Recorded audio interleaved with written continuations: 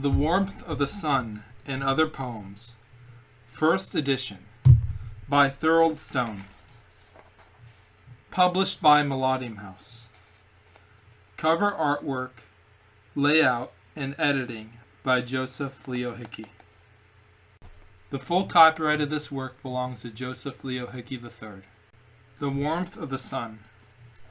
Shades of warm light reflecting off her hair. She is my life, my joy, my anthem, my hope for all of the future. She stands so hopeful. I love her, and I lay together with her in that same hope. Crystal drops on her skin.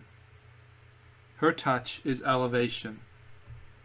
So strong, so enveloping, as much as I can take without shaking.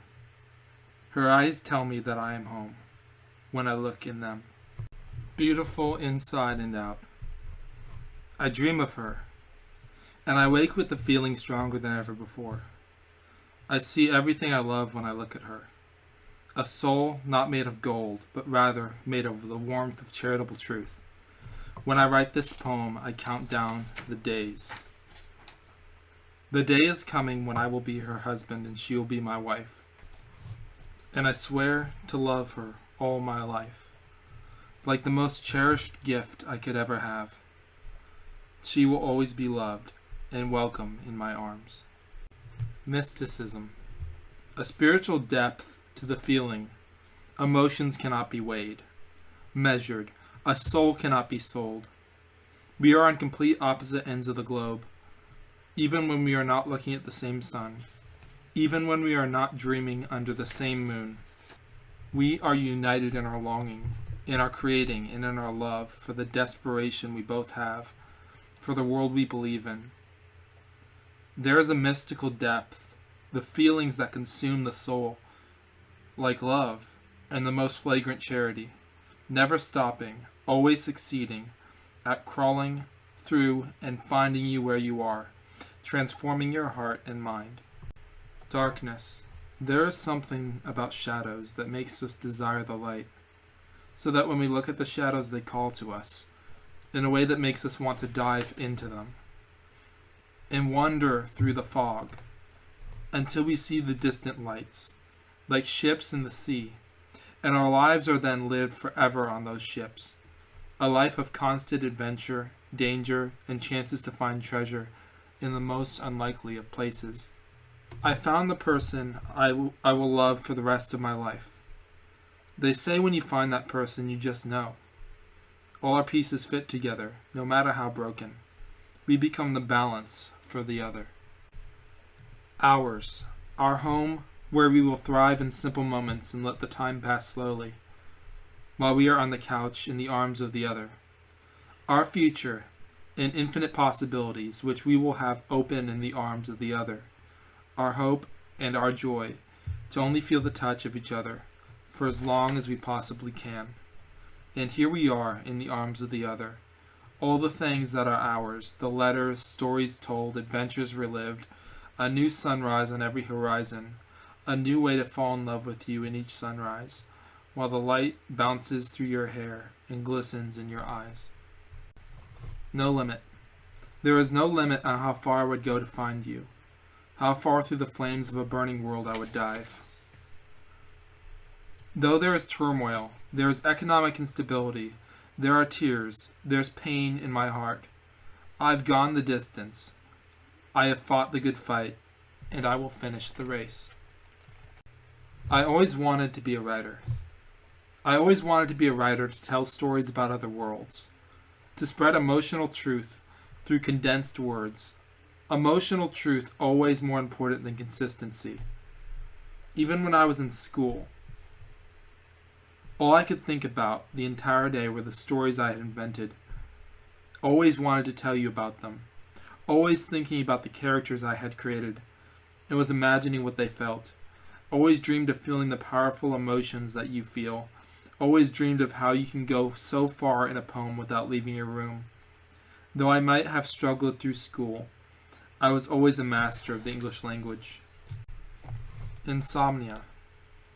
Tired out from the rejection, there was nowhere else to go but dreams. And then when I try to sleep, I cannot. I stay up all night long and bask in the lack of sleep. And then I get up and write 16,000 words. Maybe that will help me calm down.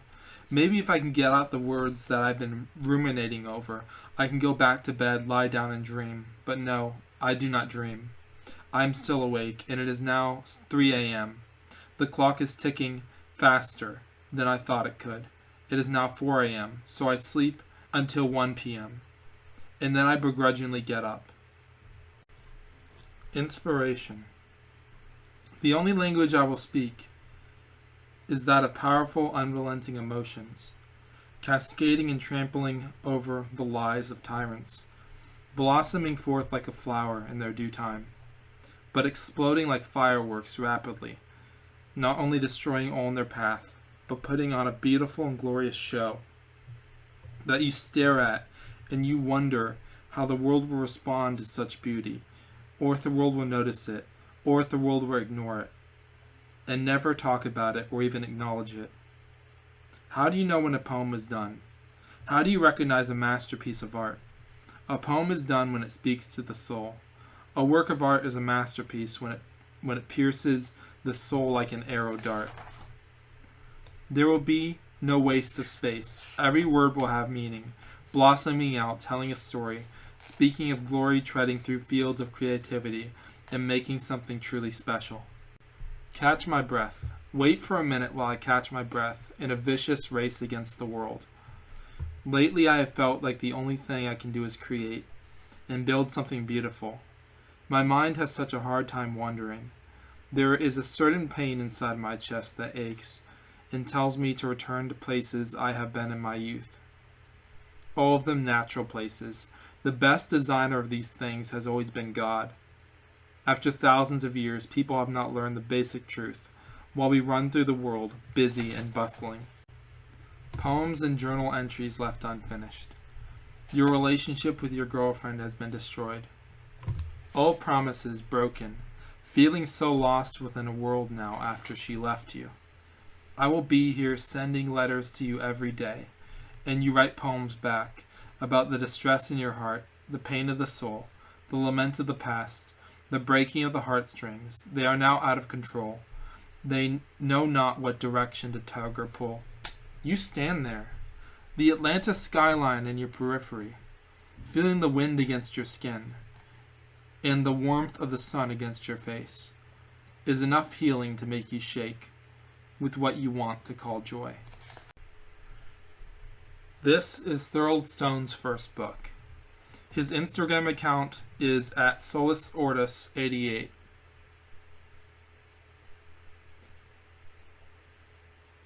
This presentation was narrated by Joseph Leo Hickey. Thank you for listening.